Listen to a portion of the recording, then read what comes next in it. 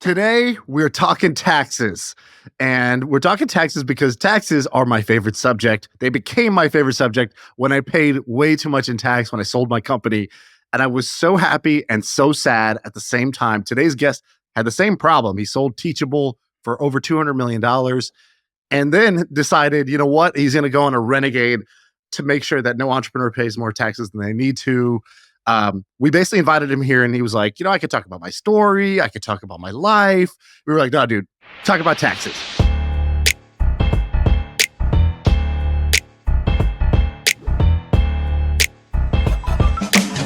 Ankur, welcome to the show, man. And it's a long time coming.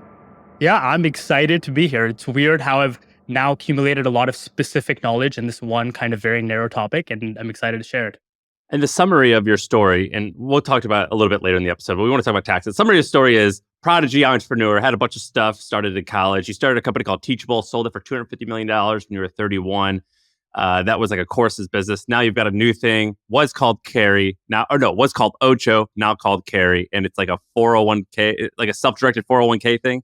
Yeah, absolutely. It's basically the bigger vision is how do we help people build wealth by saving money on taxes? And the solo 401k is our first product.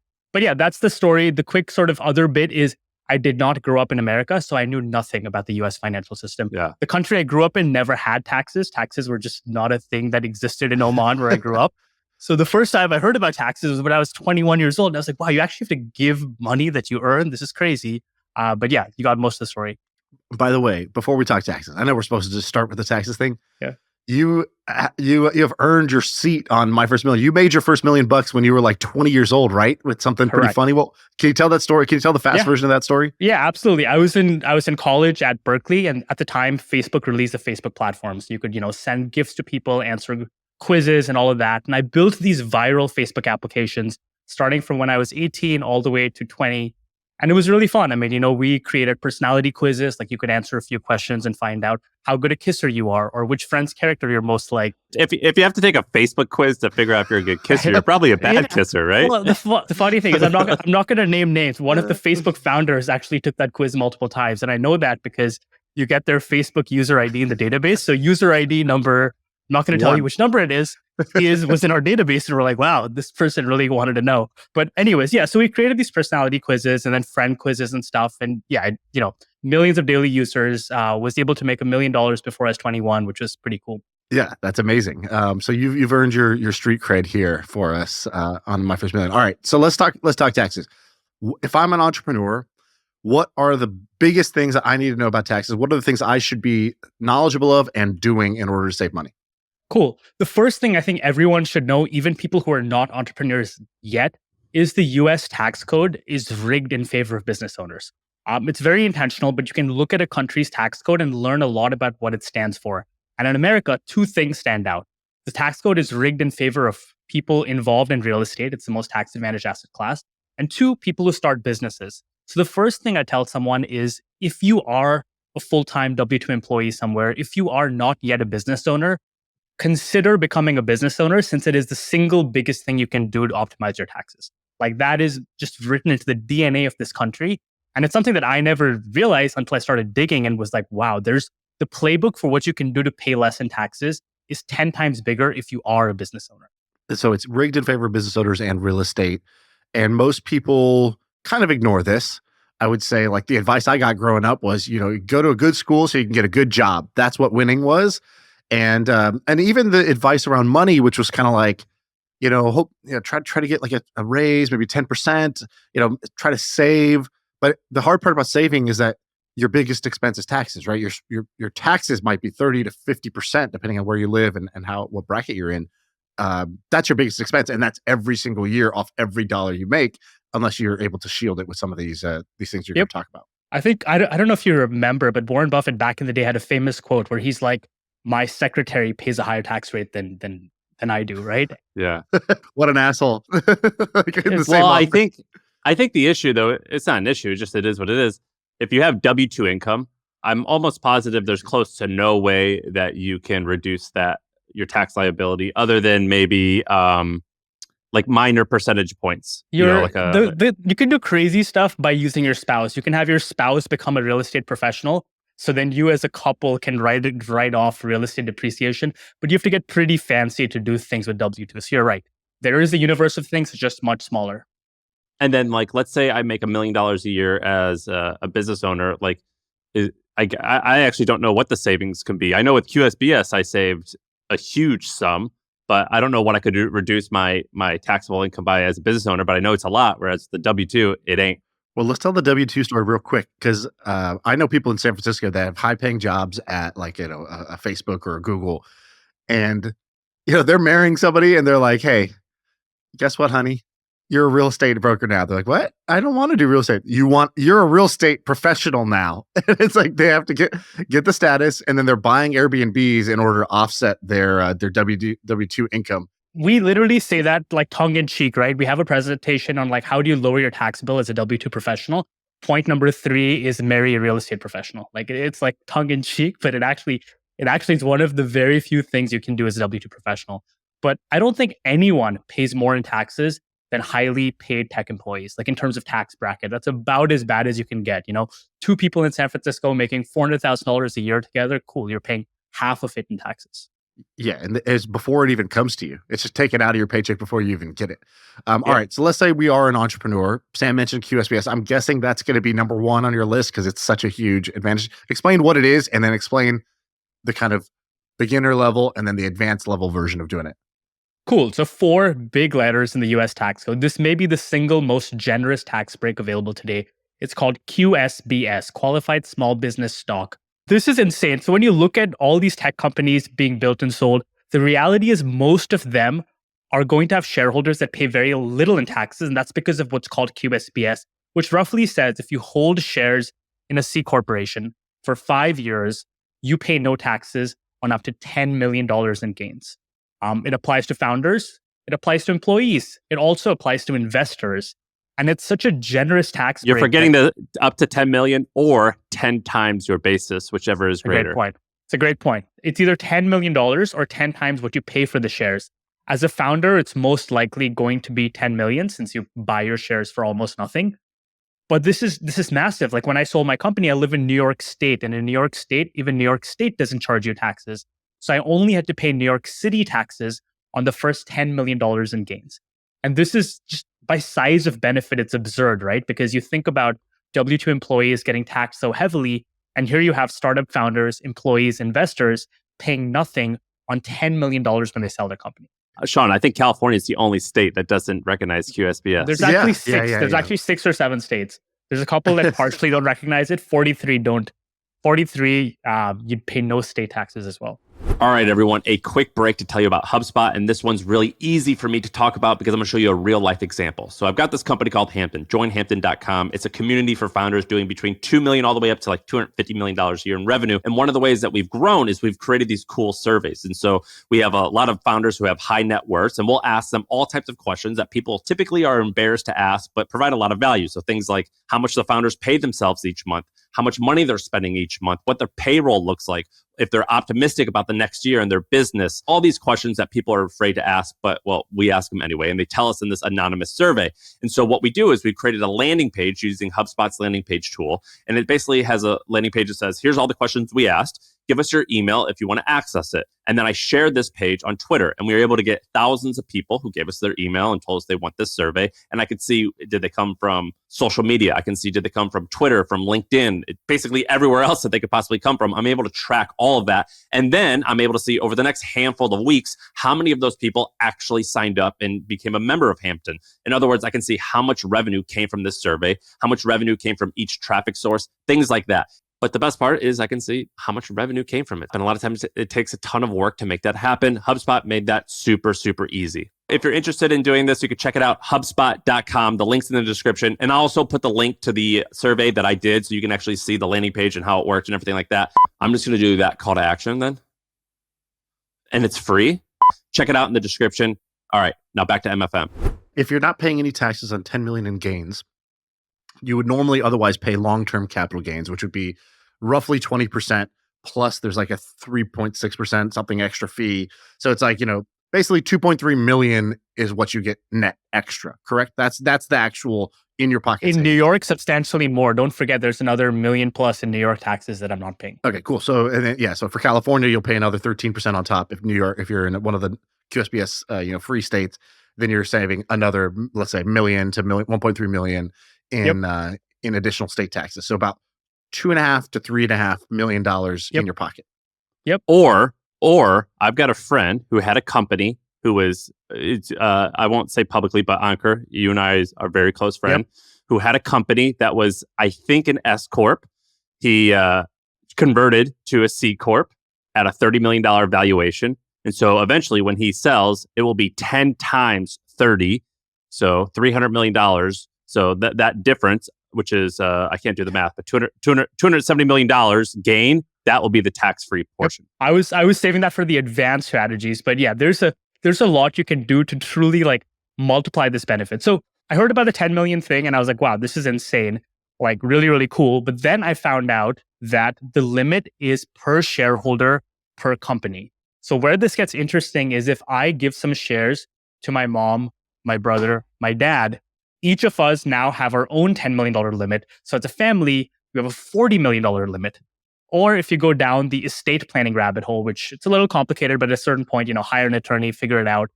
You can set up trusts. I set up trusts for my future children, trusts for charity, and each of these trusts get their own $10 million benefit, which multiplies this theoretically as many times as possible. Personally, wait, for so me, what happens if you set up for 3 future kids and you only have 1 future kid? You can basically set up so what I did, for instance, right, I have no kids, is you can set it up for future beneficiaries as well. So it's any of my future children are entitled to have the trust. What's important is it's an irrevocable gift. You can't take it back yourself. Okay, but what happens if you don't have kids now? It has to go to either my parents, my brother. I've named a bunch of different beneficiaries. So there's like a line. There's like a order of operations. Yeah. Yeah. You're like the only brown parents who are like, oh, Ankur, it's okay if you don't have children. It's okay. Yeah. As long as you're happy. As long as you're happy, it's okay. I wish, honestly, it would be worth the $10 million to not be harassed by my parents. So. And so this is called like stackable trust, right? Like this is called QSBS stacking. So a couple of things I didn't realize the first time around that I'm doing differently this time around. So the first time around, I was the only person to hit the holding threshold because I didn't realize how this works. But this time around, I've given all my early team members shares instead of options so they can start their clock ticking. That's a really important thing that a lot of people don't realize is you have to own the shares for 5 years, not options. The way that companies get around this, right, is you do the 83B election, right? And you basically buy your shares at the super low price. Mm-hmm. We should explain how archaic the IRS is. So there's this thing called the 83B, which I don't exactly know what it means, but it's basically whenever I start a company, I've got to write a check to myself for $100, or I write from Sampar to the name of the company, Inc., and I have to mail it to the IRS, and I handwrite on it, and I write a letter to them, and I say, this is Sampar. I'm writing you one check for $100, and I'm literally writing this out by hand. Will you please send this stamped envelope back to me that has proof that you received this? It's literally like the tooth fairy, dude. Yeah, it's like the tooth fairy. And you write the address and you just write like IRS. Like I forget where it is in California. And by the way, you have to do this 3 weeks, I think, or 90 days. 30 days. 30 days. 30 days after you do this, they have to get it. And so right when you file the company, you've got to run to the convenience store and get your stamp and envelope and hurry up and do this thing. And then you write this out. And somehow this works. And what's even crazier is the IRS won't check in on you to make sure you did this right unless you get in trouble. And you have to save this envelope. Gotcha, bitch. I got the envelope. I filed it away. It's crazy how this works. And if you don't do it, you have to pay millions of dollars in taxes. It's a very, or very hundreds of millions. Yeah, it's a very high stakes document. Yeah. It's a high stakes document, and you have to write it. I remember thinking I got to make sure my 7 is perfectly clear, so that's not a T or whatever. It's a very stressful thing, and you have to write it up by hand. It's crazy how archaic it is. I didn't understand this rule, but our CFO was like, "Hey, did you do your 83B?" And I'm like, "Nah, no, it's be fine." She's like, "No, you have to do it within 30 days." And I was like, "Okay, well, can you just where's the form? Can you send me the link?" She's like, no, you have to print this out. You got to go take it to the post office. And I was like, oh, man. And she looked at me. She's like, you don't do those types of things, do you? I was like, no, I don't run errands like that. I just simply don't. I'm out of the postal system. Like I don't mail things. I don't check my mail. Like I'm out of that whole system in general. Yeah, you're like, how many stamps do I need? Like 50, 40? Yeah, I was like, what part do I lick? And so I'm like licking the form, and I'm like, then I finally have it, and I realize I'm on day 37, and so for the next 5 years, it just haunted me. I was like, I didn't do that goddamn form, and then when my company finally basically failed, I was like. Didn't matter. I was like, it didn't come back to bite me because I was for 5 years had been dreading that my lack of belief in doing shit like doing annoying paperwork things was gonna bite me. And I was so happy when that one entity failed and that the other entity was the one that sold. I was like, this is amazing. But here's the crazier part is you can claim you did it in time, right? So very technically, what the document means is it says, I am like, tax me on what the value is today. I'm choosing to be taxed up front. But if not for signing this, anytime your company grows in valuation, you could theoretically be liable for taxes. Can you imagine what a nightmare that is? Like, let's say you raise a Series A, a Series B, a Series C. Yeah, you wouldn't have money. You wouldn't have money, but you'd have a tax bill. It's like really, really bad. So there's a dark side to this, which is that sometimes if you join a company later, like I think Bolt was pretty popular. This happened at Bolt. So Bolt was like, hey, we are lending our employees money to buy their shares. That was such a shit show. At a like $5 billion or $10 billion valuation. And they were like, see, this is great because now they're going to start their clock of owning the shares. But people were like, okay, so what happens if the valuation goes down? And they're like, now, not only do my shares become worthless, I owe the money for those shares at that premium valuation. And people were like, this is not going to end well. The full story hasn't played out. Bolt is still going. So it's unclear exactly what's going to happen with that. It's trending in the direction like that was a bad idea. I think it's undoubtedly a bad idea. It was a 2021 valuation, like tens of billions of dollars. Like it's not good. And people saw it coming, and it's really bad when you now like, I'm hoping they forgive those loans, because otherwise you have, not only are you making nothing in equity, you owe $100,000 just for working there. At our company, our investor was like, here's the promissory note. You don't have to come up with the cash, and we'll forgive this if this ever happens. And I was like, can you write that? They're like, no, we can't write that down. I was like, just have to trust us. I was like, okay, I do trust you. And they did. If they were to write it down, it's taxed to you as income. So that's why they can't write it down, right? Yeah. Yeah. All right. I want to go to the counter opinions. So we got friends who, they're like, oh, the number one thing, get out of California, you schmuck. Come to Texas. No. Forget Texas. You're still paying federal tax. Come to Puerto Rico. Oh, God. What do you think about that? Should I move to Puerto Rico to save money in taxes, according to Ankur? So to me, this gets to the meta level, right? Like, why do we have money? What is the point of money? And I think there's two camps of people. Camp one is like, they look at their life as this vessel to make as much money as possible. And other people look at money as a tool to live the life you want. So I very firmly fit into the latter camp, where money enables me to live the life I want. Yes, I don't want to pay more in taxes than I have to. And, gamifying the tax system is also fun just because, like, I'm a hustler and it's kind of fun to do. But I want to live the life I want. And to me, that means living where you want. So I would personally never, ever move somewhere just to save on taxes. Well, you've done the exact opposite. You live currently you live in the highest tax place in America, I believe. Correct. And I'm totally fine with that because, again, like, money enables me to live the life I want. I just tend to think, and it's ironic because, I'm running a company that helps people save money on taxes. The kinds of people who spend all their life worrying about taxes are some of the unhappiest people I know. So I don't ever want to get to that point. And sometimes when you move to like, a utopia with zero taxes, you're surrounded with everyone else that moved there for that reason. That's your group. Your friends are other people who hate taxes. And I don't know if that's the social circle I want. Dude, we had John Lee Dumas on the pod. Do you remember this, Shaan? And we were talking about taxes and he was like bragging about how he moved to Puerto Rico or something like that. Dude, he was glowing. I thought he was pregnant. I was like, wow, this guy's so happy he moved to Puerto Rico. And he was so happy about it. And then he started making fun of me that I didn't live in Puerto Rico.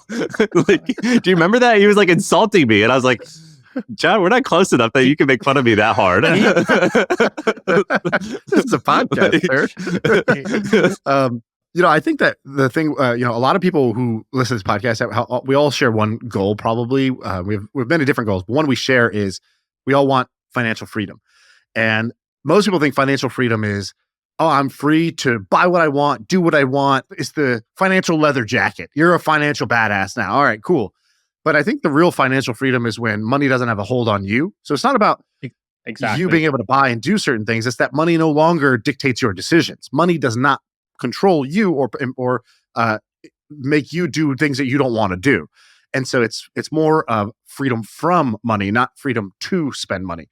You had a point on this thing I want you to explain, and it's really a direct attack at Sam. You said, the point of having money is to not worry about money. If you are wealthy but still stressed about money, which I see all the time, you're missing the point. All right, Sam, look this man in the eye, and Ankur, tell him. Dude, why. I don't blame right? blame him if it's him or anyone else, because these are beliefs we form very young in life. Like to some degree, they're not even fully conscious beliefs. So if they're not conscious beliefs, you try and sort of program it. But yeah, I have so many like super wealthy friends, with hundreds of millions of dollars who are stressed about the pursuit of more money. They are 100 millionaires who want to be billionaires or something. And again, like you said it really well, right? The whole point of money is to be free from it and do what you want. Like to me, the best thing I bought with money was being able to say no to a job that would have paid me tens of millions of dollars in equity, because guess what? I don't need it anymore. Can I just say, Shaan? So look, let me defend myself. I came on here and I express my belief on money and how I'm fearful of it and how I want it to make me happy and it doesn't. But you did Camp MFM. You told me about Joe Gebbia. Joe Gebbia is worth $10 billion. And you told me this crazy story that blew my mind about how happy he is and everything like this. And so I radically changed my opinion on money and happiness. And now I realize I just need 10 billion to be happy. That's all I need is 10 billion. So like my opinion has been changed. It's no longer about scarcity mindset. If I have 10 billion, I will be happy. There you go. I'm glad you've been enlightened. Yeah. All right, Ankur, give me a couple other quick hot takes before we No, you're going to make fun of Shaan now, which is there's no true alpha. Yeah, let's frame it. You said there's no true alpha in investing. I realize that's sort of a fool's game. That's why instead I realized I can optimize my tax setup and make more money that way than try to beat the market. As a guy who has been attempting to beat the market for quite some time now, unsuccessfully. How's that been going? Yeah. Wait, answer the question. What are the wins and what are the losses? And we're not talking about private. We're talking about, did you try to beat the market in terms of public too? He looks kind of sheepish. He's like, yeah, we're trying to make me cry. What's happening here? No. I don't know. I actually don't know if you pick and choose stocks. I know you pick and choose private companies, but that was like your job. I agree that most people cannot beat the market. I do not agree that nobody can beat the market over a period of time. I know that that's an unpopular opinion, and I know that the famous Warren Buffett bet. I know all those things. I just refuse to believe that it's not a bell curve. So I think the people that beat the market spend all their lives doing that with their own capital, right? Like think about Jim Simmons, right? His hedge fund has returned like 40% on average. They're not taking outside capital. What I think is a little bit of a scam is a lot of the financial services industry that tries to promise you outsized returns. Who promises that? Like, what's that stereotype? Hedge funds? Because I've never met like a financial advisor that would be dumb enough to promise that. Any actively managed fund, right? So yes, hedge funds are a big sort of thing. Any active stock picking fund. I mean, there's a lot of stock picking funds that charge you 1% a year, and their portfolio they say will outperform or whatever. So does every real estate fund, venture fund, basically like anything that charges outsized fees, anything that charges more than a Vanguard fund. That's crazy that people like buy into that though. Correct. So our thesis is always like, okay, fine. I do think better tax strategy can actually create alpha. Alpha is a finance term for like you will outperform. And using that tax alpha to just put more dollars in the market, I think is a smarter approach and the approach I like and I'm taking with my money as well. Out of 100% of your net worth, is 100% of it in the S&P index? No, absolutely not. Like I have a lot of it not in the S&P index, but that's my fund money. I think there's a good chance I don't outperform. And a lot of it is in private investing, which are funds that I own. But I think I'm the only person I know who has a fund as big as mine and charges no management fees. The average venture fund charges 20 to 25% just in management fees. And the average person does not realize that. We charge 0%. Shaan, do you know how I tell you that I don't buy individual stocks? Yeah. I looked at my portfolio the other day. It was the first time in a year that I looked at it, and I realized I was wrong. I've done it twice or 3 times. The company that I did it on was was Playboy. I had read their annual Magazine. report. Yeah. You can't just call their magazine their annual report, dude. That's called their monthly calendar. Yeah. But yeah, actually their annual report, they have a lot of photos. Yeah. And old Jenny McCarthy picture holding up the balance sheet. That's nice. I did that because I was like, oh, well, like their real estate asset is worth more than what they're trying to sell the company for. And I was like, that's smart. I'll do that. Did not win on that one. So lost on that one. Also did Coinbase at the IPO. Oh, God. And then I sold it 2 weeks before it popped, like 3 months ago or whatever, whenever it was. Like 400%. So I've done two. No, both. You've also done it with HubSpot. You got HubSpot stock. You could have sold it and diversified. You decided to hold. That is a decision to buy. That's correct. Yeah. I did, and with Airbnb. Yeah, correct. The two biggest holdings in your portfolio. Correct. So you do it too. We all do it. those aren't my two biggest holdings. My index funds are significantly larger. But yeah, I have done it. So I've done it as well. So I'm like you, Ankur. I have my fund money thing. It's just that I happen to have a fund money stash that's 80% instead of 20%. Yeah. I mean, look, at the end of the day, as long as we realize what we're doing, it's fine, right? Like I think we all have to learn this lesson ourselves. In 2021, I thought I was a damn genius. I was like, these index funds are stupid. My portfolio is up like 300%. I should just be a stock picker for life. And yeah, then you come back to reality and realize. What was there a day where you're like, that's not the way? It was many, because again, if you remember, there's such an insane run up for a while. You couldn't lose. Every company was up 100% day on day. It was when investing was the most fun. It should not be that fun. And then, yeah, there were numerous days of like, cool, I've lost $300,000 today. Cool, down $500,000 today. Cool. And just that happening repeatedly while the S&P 500 kind of just kept chipping away and growing. And, you know, NVIDIA comes out of nowhere and all these stocks that I only held because I had an index fund. Otherwise, I had no exposure. Shaan, Ankur, let me tell you this crazy story about tax stuff that I learned. This is like one of those tax hacks. I'm not the biggest fan of tax hacks, but this is actually a good one. I met this lady. She was speaking at one of our events. And I don't want to say her name of her company, but she was on the commercial for this credit card company because she loved the credit card so much. And her business was doing, let's say, $50 million a year. And she was putting a lot of it on a credit card. And it was giving her $300,000 a year of either points or cash back. Mm-hmm. And according to the IRS, a cash back from a credit card is considered a rebate. Correct. And I believe you get up to, I don't remember what it is. I don't know what it is now, but 3 years ago when she told me this, she said it's $300,000 a year of rebates. Is that, you know what it is nowadays? Is it the same? Something like that. Depends on the card itself, but yeah. Oh, I thought it was by the government. I thought it was limited to the government. It must have been limited to the credit card. She was getting $300,000 a year of cash back, of which she was like, that's my salary. I don't take a salary, or I take a very unmeaningful salary for my company, and I'm living off my credit card points. And that was pretty wild. Did you know you could actually pay your taxes on a credit card? And for some people, yes, you could actually like arbitrage that, where again, this is insane. I would never do it, but I just found it interesting. You can pay your taxes on a credit card. There's not a very high extra fee. And in a lot of cases, you can actually end up slightly better. It's a very painful thing to do. David Hauser did it. David Hauser sold his company Grasshopper, I think, for $200 million. And he paid his taxes on his Amex.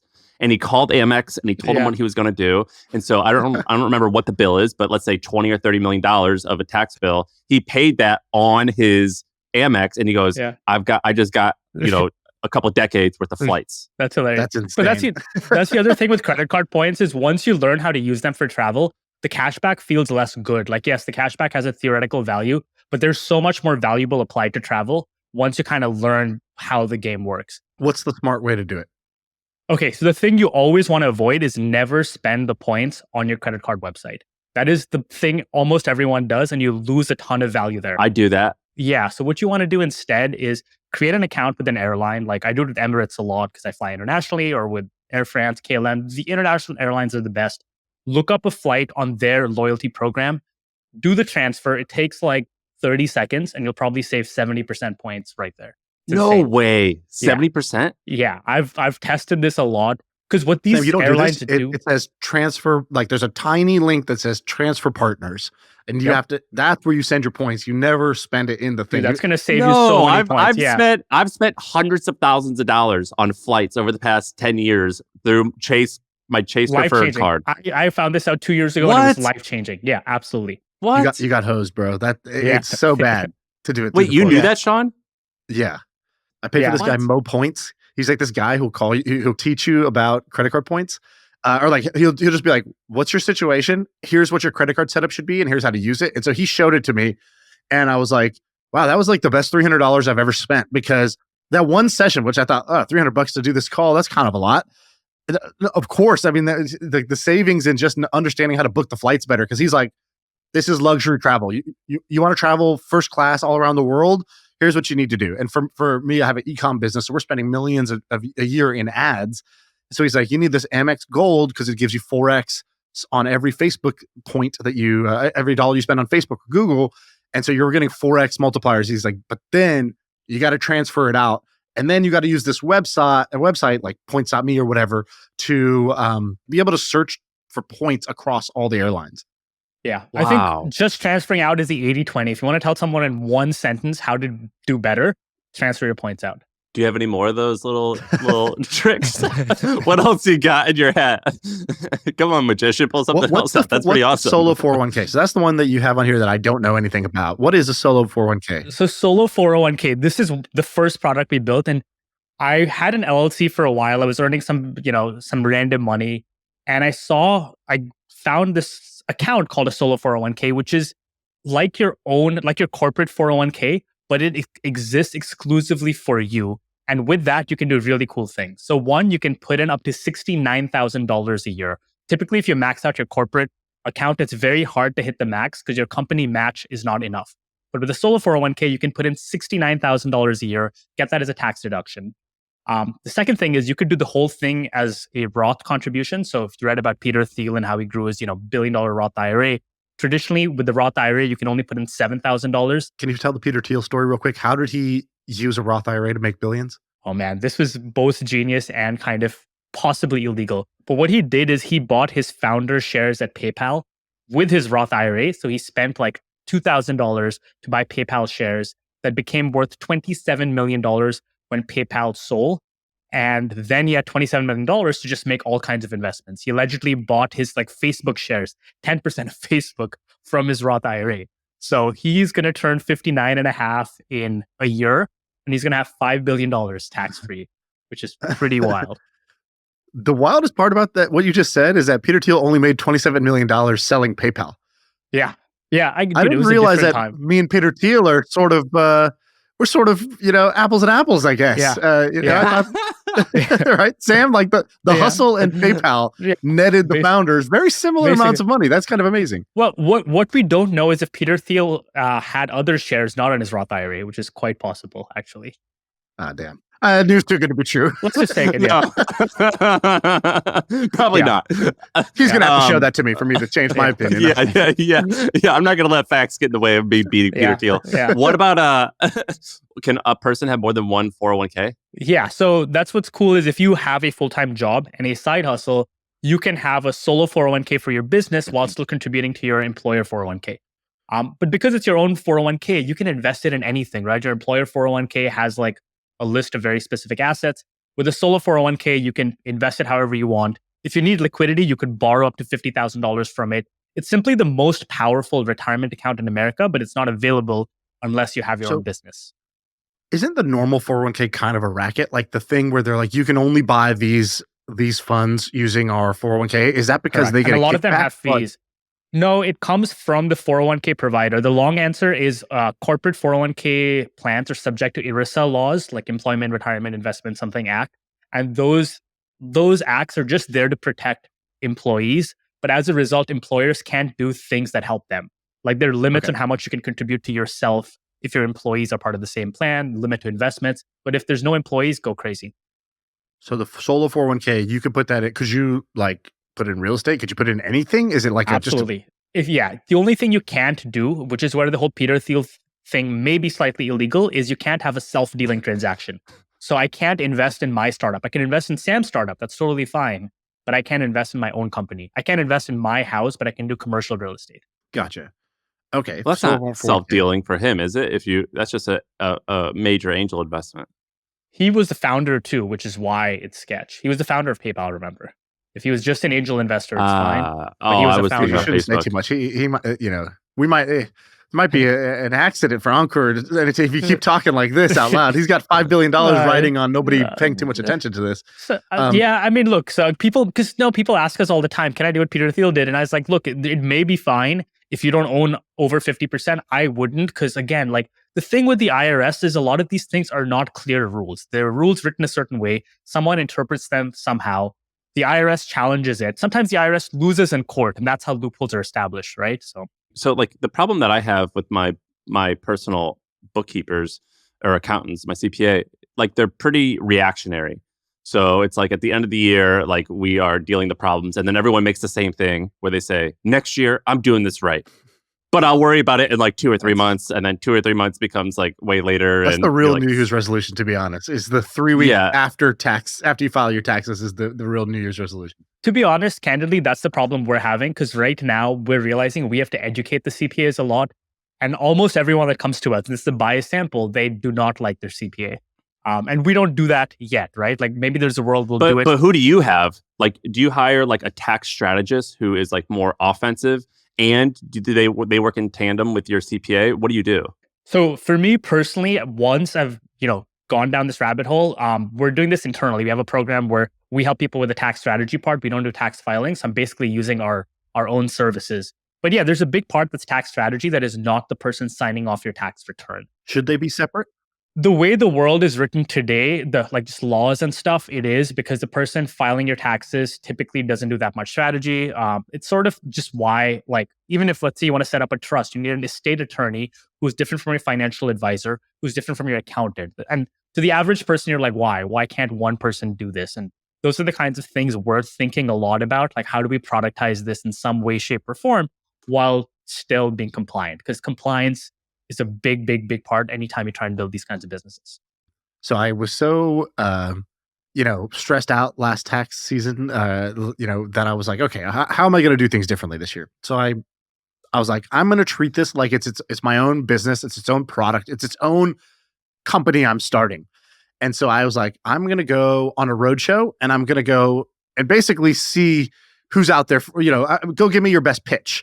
And I created a data room. I was like, this is my tax setup. And I put all the time in, like, here's a flow chart. Here's my prior year's returns. Here's what I paid in taxes. Here's what my expectation is for next year. I was like, here's a turnkey data room. So I don't even have to have a phone call with you.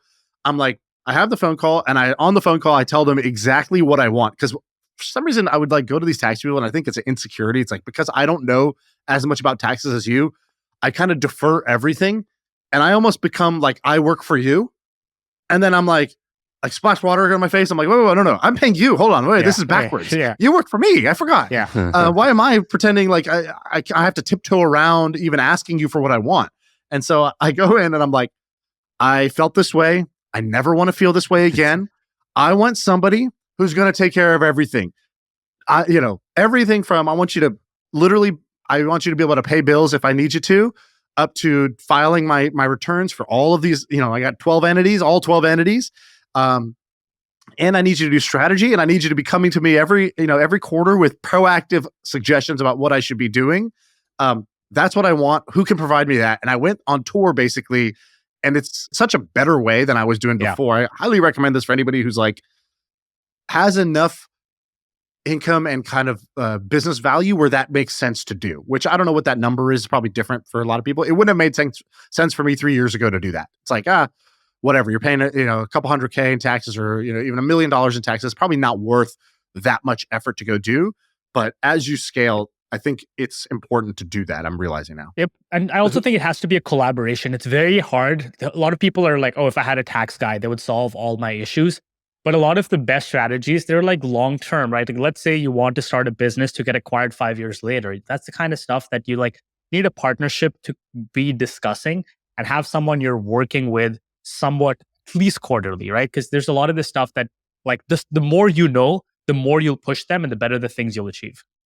I'm actually going to do that data room thing. That's the second thing that you've said in the last few months that it's like going to have a change in my life. That's really smart. The first thing Bro, we talk twice a week on this podcast. That's the second thing in In months year. that was good. Yeah. Like a lot of the stuff you say, I'm like, I'm either already doing that or I don't want to do that, or like I'm not sure if you're right or that's only okay. But you said that data room thing is actually a really wise way to look at it. The other thing that you said, it hit me. I was like, that's brilliant. And it was when you were selling your house in San Francisco. I forget what real estate agents make, 6%, but you're like, but 6% is not the difference between 2 million and 2.2 million is like 6% isn't that meaningful for the realtor, but it's really meaningful for me as the owner. That's a 6-figure difference. So I'll just give you my real estate agent. I'll tell you, hey, if you get anything above my asking price of like 2.1, which is my happy number, but if you get anything above that, like 2.2, I'll actually give you like 30% of the fee. So I'm selling a piece of property now, and that's what I told I just right after the pod, I went and called her right away. I go, hey, how about this? Yeah, I didn't do 30%. That's crazy, but I did more. I did more than the 6%. So you messed that one up a little bit, but that's okay. Well, but the thing is like even I don't remember what I think you said, like marginal dollar, right? Each additional dollar past that is like, yeah, you said like 10%. I think you even said like you'd buy this person a Birkin bag. You said something like crazy. I had a negative incentive too. No, I said, and if you don't get me the price that you comped me when you won this listing, okay, there has to be some incentive or disincentive if you don't live up to your word. What real estate agents do is on the way in, they're like, they woo you. Oh, this will be great. I've done such similar sales. I think we can get you, what price do you think? Oh yeah, I think we can get you that price. And then afterwards, 2 weeks later, they're like, oh, just the market is so, and right now, the thing is blah, blah, blah. And then they're just negging you and they're trying to reduce your expectations so that when an offer comes in, you'll take it, whatever it is, because they just want to turn the deal over, right? Because they're getting 3% on $2 billion. They don't really care if it's 2,050,000 or 2 million. They'd rather just get the deal done. And so I knew that they do that negging. So up front, when he's promising me the world, I said, all right, cool. But if you don't do it, you got to buy my wife this bag. And he was like laughing. And I was like, I let it sit there for a second. And he's like, oh, you're for real? And I was like, yeah. He's like, okay, deal.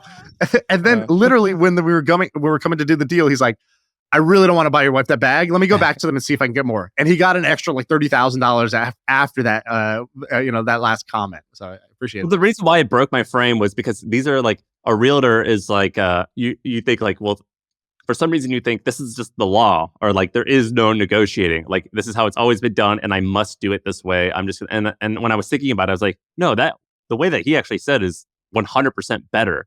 I didn't realize that I could like question them. Right. Do you know what I mean? And there's actually like what's crazy is there's people who do that with the IRS as well. So for example, Shaan Parker, I believe, is the guy who he either created or he was important with helping create it with opportunity zones in real estate. Yep. And like I remember like reading about opportunity zones, and I'd be like, "Oh, Shaan Parker created it." I'm like, "Wait, what?" And I guess like the story is he was young, he was still in his 20s, and he convinced the government that it's wise to invest into opportunity zones, which is real estate that's in areas that are impoverished or we want them to be better.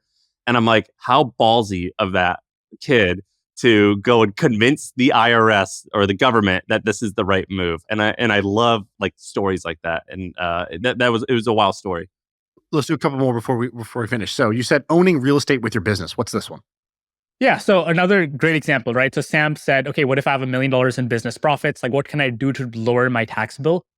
Just buying your office building, or if you have a physical building connected to anything you're doing, whether it's your office, whether you have a retail location, if you own that real estate, you can use depreciation to offset 20, 30% of the purchase price as a business loss that year.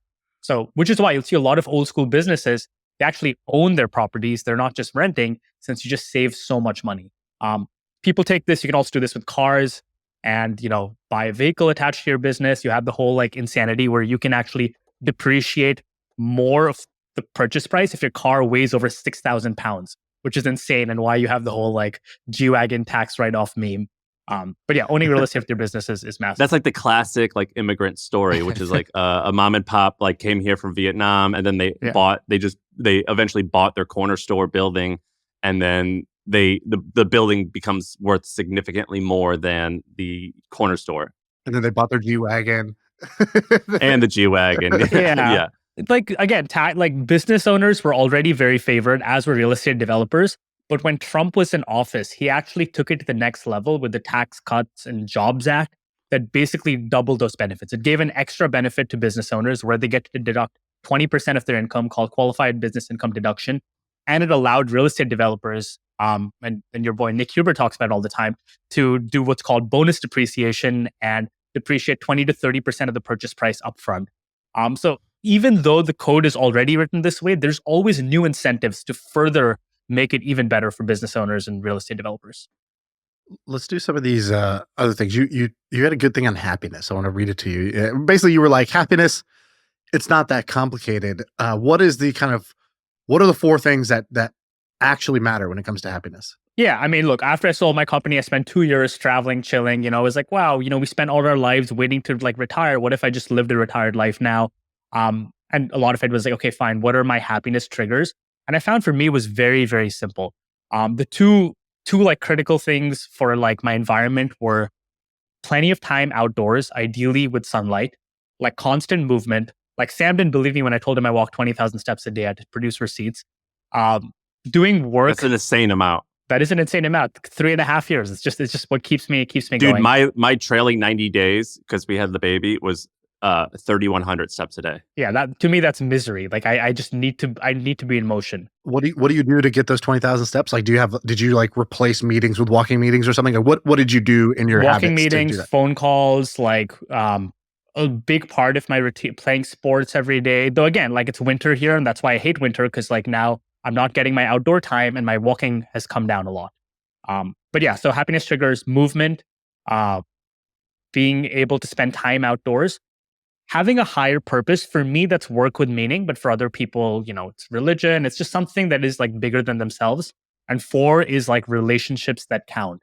I can like simplify my life to these 4 components and like that's all it takes for at least me to just be very, very happy. Are you dating anyone? Not right now. You probably crush it though in that department, right?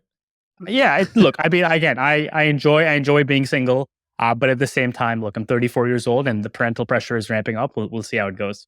You're like, I can defeat the IRS, but not the parental pressure. Yeah. How old were you, Sam, when you and Sarah got together? She was 22 and I was 25. Oh, damn, you were young. It didn't feel that way because I went pretty crazy between like 19 and 24. Like I did some fun things. Yeah.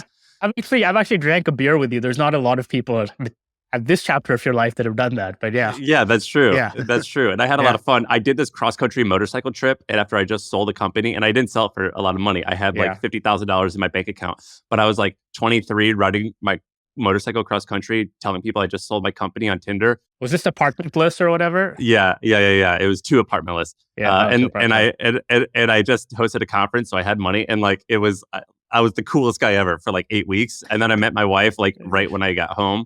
Yeah. Yeah, we've been together for a while. It's honestly awesome. I don't even like talking about this because I remember when we got married, we had to go to and talk to a priest because we got married in a Catholic church, and I was like telling the priest, I was like, yeah, we we're a good partnership. We talk about like business and stuff all the time. He's like, well, what about love? And so like, I don't even like mentioning this, but like basically dating someone who is smart and you eventually want to marry, it's actually makes you more money. That's not the most important thing, but I think like what I've learned is having a good relationship, I think actually was the greatest financial decision I made. I mean, you're probably less distracted, right? Like people in relationships are like eventually like ones are kind of more stable, I think. I remember when I was selling my business, I was negotiating with the dude who like runs General Atlantic, big private equity fund, and he's like an old school guy. He's like, "Are you married?" I was like, "No." "Kids?" "No." It's like, "I don't like that. I can't trust single people. You have nothing to lose. I don't like it. I would feel much better about this deal if you were married and had a family because you're scared. You'd be more nervous, more scared of stuff." You're like, for $250 million, I can get a 30-day fiance right now, sir. What do you need? Yeah. So, Shaan, when your wife goes out of town, are you like me where you're like, what the hell am I supposed to do? Like, what do I do? It's 3 hours of heaven, but anything beyond 3 hours, I'm like, oh, this is boring. Like, this sucks. Like, it's so quiet in here. Like, I started walking around in circles like my dog or something. I don't know what to do. I want to talk about one more thing. we have a large Indian listenership. You're welcome. Yeah, thank you, Shaan. I feel like everyone in my life is like all my best friends are Indian. You're like going on a tear on social media saying like particularly you're like East Asian people, we've got this stereotype of us not having a lot of muscle. In reality, it's just because we eat like shit. Or what did you say? The Indian diet is just by default not great for building strength, for staying in shape. And things are really bad right now. Like an Indian person living in North America, right? So we have the same exact like upbringing, whatever, is anywhere between 4 to 6 times more likely to have heart disease, diabetes. Like it's real bad. And now that I guess I have more of a voice on social media and people are listening, I feel like it's something worth talking about since I don't know, like if I could have some impact over the next 10, 20, 30 years to change that, that would go a long way. But the hardest part is there's this like cultural, like, deniability where Indian people get really mad when you tell them that. If even now, I mean, if you try tweeting out the Indian diet is like traditionally unhealthy or something, you'll get all these people in India like getting super, super angry about it. But ask anyone who's ever, I don't know, do you ever count macros, Sam or Shaan? Yeah, I use my fitness pal every day for like the past 4 years. Okay, cool. So there's not one person who's ever counted macros who will fight the Indian diet as healthy. Like not one. It's impossible. It is actually impossible if you track it to see it. Yet it produces this passionate response. I mean, I ended up commenting on an Indian cricketer's physique, and an Indian newspaper, the Hindustan Times, ran this like article about me saying Indian American entrepreneur fat shames like cricketer. And I had to like turn off my Instagram because I got hundreds, thousands of comments like just attacking me, my family, and everything I stood for because I'm not being like, a proud Indian or whatever. So That's hilarious, man. I went to an Indian grocer. Sam, you probably don't know this. There's actually just like Indian grocery shops. We have our own separate secret. Yeah, I go to them. Okay, Yeah. so most people don't really realize this, but if you walk in, every single aisle literally is the shittiest food that you could possibly eat. And I went in there and I was like, Jim Carrey in the Truman Show when he's like, wait, the sky is actually like a wall? Like, what is this? What's happening in here? Yeah. And I was literally like running down the aisle, like, what's happening in here? This is fried. It's all fried. Why is everything fried? Literally not one thing. And no protein, right? It's like fried and there's zero yeah, right. protein. It's It's creamy. literally fried carbohydrates with some fat. And like, that's everything. And you just see the moms just putting things in there for their kids. I'm like, don't do this shit, man. This is so bad. It's literally so bad. And to the point where I was like, should someone create like just a better for you Indian food that goes into the Indian grocery? So you're the only SKU in the store that is not like deep fried, terrible everything, or like, just canned gulab jamun or something. It's like this terrible, terrible food. Yep. And that's not even like the home food. That's like the grocery store, right? So if you're that's like garbage in, garbage out. It's like if your inputs are all terrible, then the outputs are also going to be terrible. Why? They just don't care? Is it not part of it's just not part of the culture? Protein is just not really deeply embedded in Indian food. And it is in small parts, but it's just not really a big deal. And it's compounded when you live in America. Well, I think about it this way, right? I joked about this, but like, I think the spelling bee is the only time I see Indian people on ESPN. Obviously an exaggeration. That's the ultimate burn, dude. That's so good. Yeah.